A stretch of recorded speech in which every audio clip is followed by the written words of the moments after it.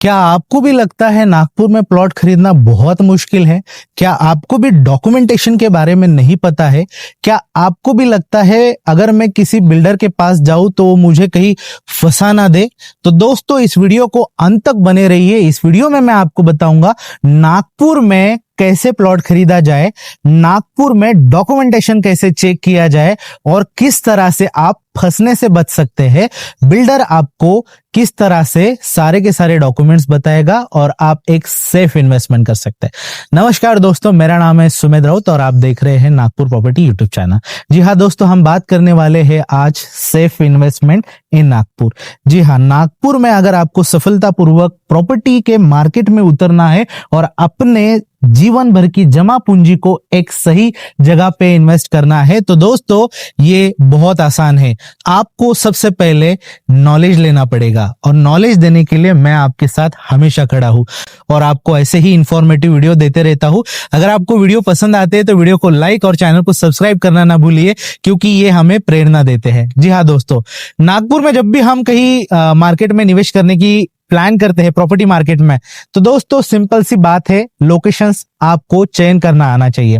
आप सबसे fastest locations जो है नागपुर के वर्धा रोड है, समृद्धि हाईवे हिंगना है और हुड़केश्वर रोड पे वेड़ाहरी है, हुड़केश्वर रोड है, पिलका पार है, क्योंकि इन लोकेशंस के सराउंडिंग में समृद्धि हाईवे जा रहा है। इन लोकेशंस के सराउंडिंग में मेट्रो, ये सारी डेवलपमेंट्स है। अब वर्धा रोड की बात है तो एयरपोर्ट, मिहान, एम्स, IIM और NCI सारा नजदीक लगा हुआ है, मेट्रो लगी हुई है, तो ये उसकी खासियत हो गई। हिंगना रोड पे समृद्धि हाईवे पे आते हैं तो वहां पे न्यू नागपुर का निर्माण हो रहा है, वहां पे IBFC डेवलप्ड हो रहा है, तो वो एक अलग इंपॉर्टेंस हो गया। अब हुड़केश्वर रोड क्यों बोला मैंने, तो हुड़केश्वर रोड से सेकंड फेज का समृद्धि महामार्ग जा रहा है, वो एक अलग इंपॉर्टेंस हो गया। वेड़ाहरी को आप सबको पता है, वेड़ाहरी से लगा हुआ बेसा और घुगली है जहां पे पोदार इंटरनेशनल, वो सारी डेवलपमेंट है। अब बात करते हैं दोस्तों सैंक्शनिंग किस तरह से देखना। बहुत सारे मेरे व्यूअर्स जिन लोगों को ये नहीं पता है कि NMRDA सैंक्शन क्या होता है, रेरा क्या होता है, RL क्या होता है, NA क्या होता है, मैं उनको बताता हूं। आसान सी भाषा में NMRDA को समझते हैं। NMRDA Nagpur metro regional development authority. Nagpur metro regional development authority का काम यह है दोस्तों, जो प्रॉपर्टी आप ले रहे हैं उस प्रॉपर्टी को सैंक्शन करना, उस प्रॉपर्टी में डेवलपमेंट जो बिल्डर आपको देने जा रहा है, जैसे कि सीमेंट रोड हो गया, वाटर लाइन हो गई, शिवर लाइन हो गई, electricity, garden, tree plantation, joggers park और भी बहुत सारी डेवलपमेंट्स आपको एज पर रिक्वायरमेंट मिलती है। बट स्टैंडर्ड रूल के हिसाब से यही डेवलपमेंट्स बिल्डर को देनी होती है, जो कि आपको उस लेआउट में मिलती है। अगर NMRDA सैंक्शन है तो ये डेवलपमेंट्स मिलेंगी। अब NMRDA सैंक्शन तो हो गया, फिर इसका NA भी करना होता है।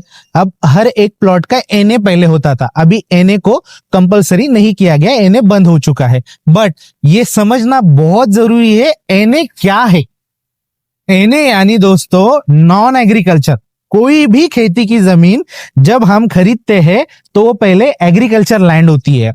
अब ये डिफरेंशिएट है, जैसे कि कोई सिटी का DP प्लान आप देखते हैं, जैसे मैं यहाँ पे खड़ा हूं नागपुर, तो नागपुर का जामठा का DP प्लान है। 110 नंबर की शीट में आपको जामठा का DP प्लान देखने को मिलेगा। अब इसमें बहुत सारे बेल्ट होते हैं, येलो बेल्ट होता है, ग्रीन बेल्ट होता है, ब्लू बेल्ट होता है, रेड बेल्ट होता है। इसका भी अलग इंफॉर्मेशन मैं आपको बता दूंगा, इसके लिए एक अलग से वीडियो भी बना दूंगा मैं दोस्तों।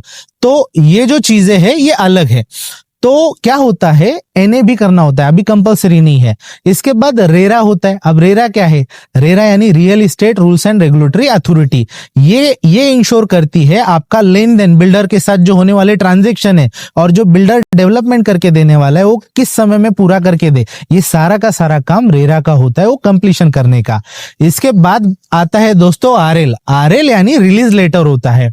तो ये सारे डॉक्यूमेंट्स आपको बिल्डर को पूछना है और कब तक मिलेगा ये भी पूछना है, और इसकी पूरी जानकारी लेते हुए ही आपको इन्वेस्टमेंट करना है।